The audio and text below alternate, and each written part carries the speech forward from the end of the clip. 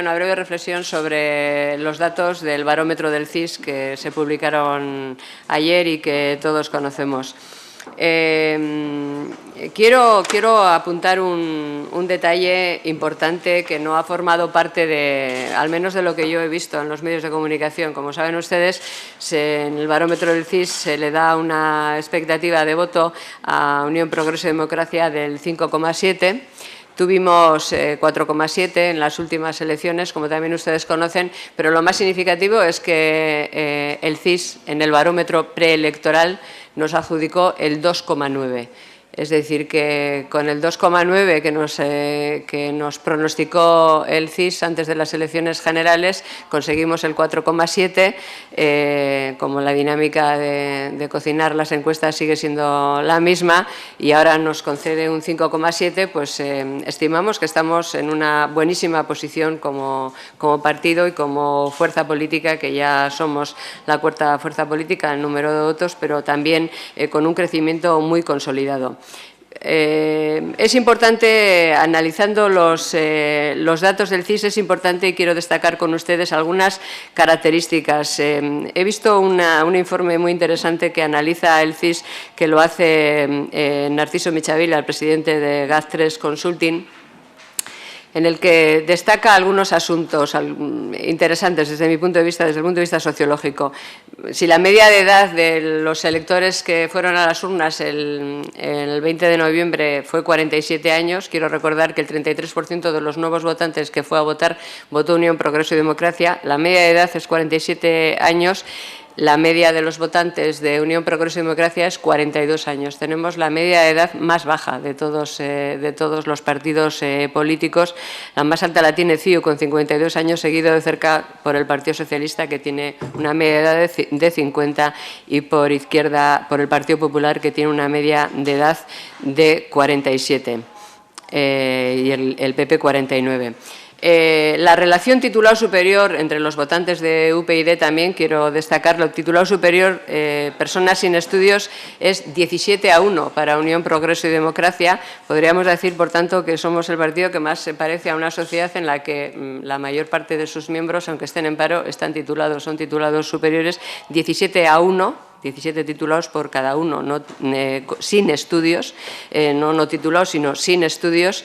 Y aquí destaca el Partido Socialista, que es el único partido político, la única formación política que tiene más votantes entre las personas sin estudios que titulados superiores. Es decir, que el tipo de elector, de ciudadano que elige votar Unión Progreso y Democracia, por simplificarlo, pero por decir lo que los datos de este barómetro apuntan, podríamos decir que es una persona joven, preparada, con estudios, informada, que tiene acceso a la información precisamente a través de los canales de comunicación no tradicionales y que por eso encuentra, digamos, la oferta y la propuesta de Unión Progreso y Democracia.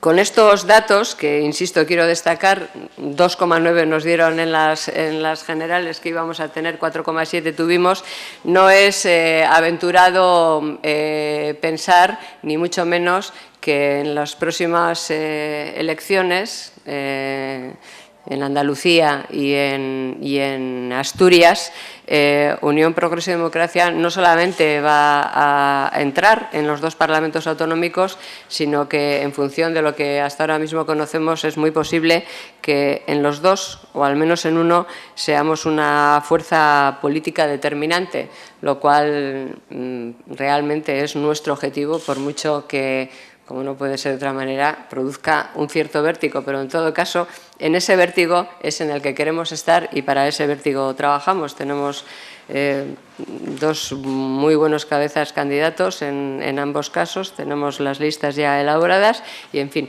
en esa expectativa electoral es en la que nos encontramos en este momento.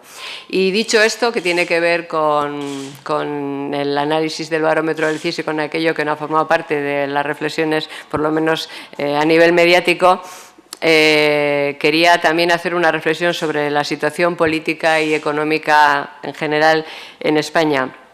Y lo quiero centrar en lo que va a ser el debate de mañana con el presidente del Gobierno, que por fin comparece en el Congreso de los Diputados después de la cumbre de Bruselas.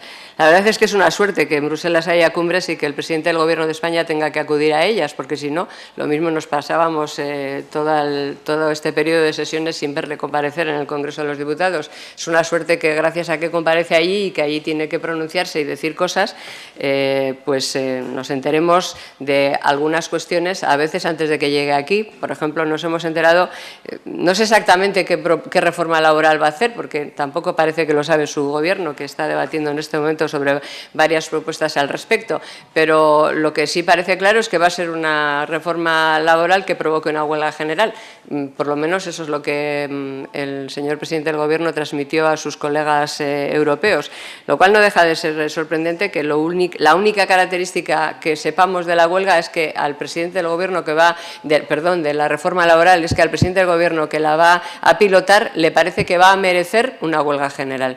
Y por la forma en la que se lo explicaba a sus colegas europeos, yo tuve la sensación de que presumía de ello, o sea, de que le parecía que una reforma laboral que provocara una huelga, pues debía de ser una buena reforma laboral, o por lo menos la reforma laboral que esperan que se haga en Europa. Yo no tengo esa opinión, yo creo que, en fin, una buena reforma laboral puede provocar o no una huelga, pero no hay que relacionarla directamente con ella. Pero bueno, en todo caso, insisto, gracias a que va a la cumbre, se pavonea en las reuniones de la cumbre de lo que va a hacer y de los resultados que va a tener en términos de movilización social en contra sus decisiones, y gracias a eso, pues luego viene unos días después y nos lo explica. Espero que nos lo explique mañana. Yo quiero aprovecharé el día de mañana para hablar también de la política nacional, como no podía ser de otra manera, no solo para escuchar muy atentamente lo que el presidente Rajoy ha dicho en Bruselas, sino para hablar de las consecuencias de lo que él haya podido decir o no en Bruselas en la política nacional. Creo que España debe de aspirar, cuando va a las reuniones europeas, a algo más que mostrarse como un socio obediente. Creo que España tiene que elegir entre la obediencia y la coherencia. Yo creo que es mucho más importante la coherencia y, por tanto, es mucho más importante practicar en España lo que se dice en Bruselas que Europa tiene que hacer. Nadie entendería, eso iría en contra de nuestro crédito, del crédito de España, que el Gobierno de la Nación vaya a Europa a plantear, por ejemplo, que los Estados miembros, los Estados soberanos, tienen que presentar sus presupuestos para que la Unión Europea los apruebe, insisto, no los conozca solamente antes de ser aprobados por los Estados soberanos, y que en España no se practique eso. Porque en España no es eso lo que se piensa practicar. El proyecto de ley de estabilidad presupuestaria que hemos conocido no solamente no establece la aprobación previa, sí el conocimiento de los presupuestos de las comunidades autónomas, establece que si no cumplen las recomendaciones mandará el Gobierno de España una especie de troika. Creo que Montoro lo definió de esa manera, como si las comunidades autónomas fueran estados soberanos dentro de España, y además hace una cosa que es, a mi juicio, a juicio de Unión, Progreso y Democracia, gravísima, que es excepcionar a dos comunidades autónomas, o a una foral y una autónoma, como le gusta decir a algún ministro, a Navarra y al País Vasco. No tiene ningún sentido que el Gobierno de España hable en Bruselas de unidad fiscal, de unidad económica, de unidad monetaria, de unidad política, y en España no piense practicar lo mismo con las comunidades autónomas. Por tanto, hablaremos de eso, yo hablaré de eso mañana. Tengo un enorme interés en saber cómo va a vivir el Gobierno de la Nación en esa contradicción, o cómo piensa engañar a los socios europeos, engañarles diciéndoles que va a ser muy obediente en Europa, pero que en España aquellas recetas que defiende en Europa no las va a poner en práctica. Quiero que me explique cómo es posible que lo que es bueno para Europa no sea bueno para España, lo que es bueno en términos de enfrentarse y de resolver la crisis, en términos de resolver nuestros problemas de déficit, en fin, en términos de tener también dentro de España una política común y una política económica y fiscal común para todos los españoles. Voy a insistir, y con esto termino, en nuestra demanda al presidente del Gobierno y al Gobierno de España en que volvamos a ser en Europa no solamente un socio cumplidor, sino un socio que aporte algo, que aporte algo a la voluntad común y que aporte algo al proyecto común. No entiendo y no comparto la idea de ir solamente para asegurar que vamos a cumplir las instrucciones. España tiene que ir ahí a tener una posición y a tratar de contribuir a que la posición de España se incorpore en la posición común. Distintos gobiernos de España han hecho eso en el pasado. Lo hizo González y lo hizo Aznar, con talantes distintos y con posiciones distintas. Unas veces las compartíamos y otras veces no. Pero no se resignaban a ser simplemente socios obedientes, sino que querían contribuir a que la posición común de Europa, en la posición común de Europa, España tuviera una posición. Y a nosotros, a España, nos respetarán en Europa y seremos fiables si contribuimos en los debates europeos y aportamos algo en los debates europeos, algo más que garantizar que seremos unos socios obedientes. Bueno, pues esto es lo que les quería decir. Y, naturalmente, estoy a su disposición para cualquier otra cuestión. Sí, hola. Quería preguntarle, a tenor del resultado que ha tenido el Congreso Federal del Partido Socialista, si cree que a partir de ahora las relaciones con el PSOE, estando ambos partidos en la oposición, van a mejorar, pueden empeorar o van a seguir igual. Gracias. Pues no lo sé.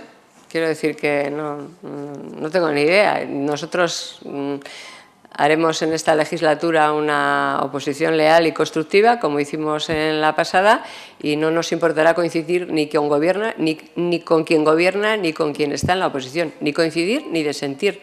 Nunca nos hemos planteado la acción política basada en relaciones humanas o relaciones personales, siempre, y mucho menos en las siglas de quien plantea las iniciativas. Siempre hemos analizado las iniciativas y sus consecuencias, sin importarnos en modo alguno quién las planteaba, o si estaba en el Gobierno o si estaba en la oposición. Y eso seguiremos haciendo en esta legislatura.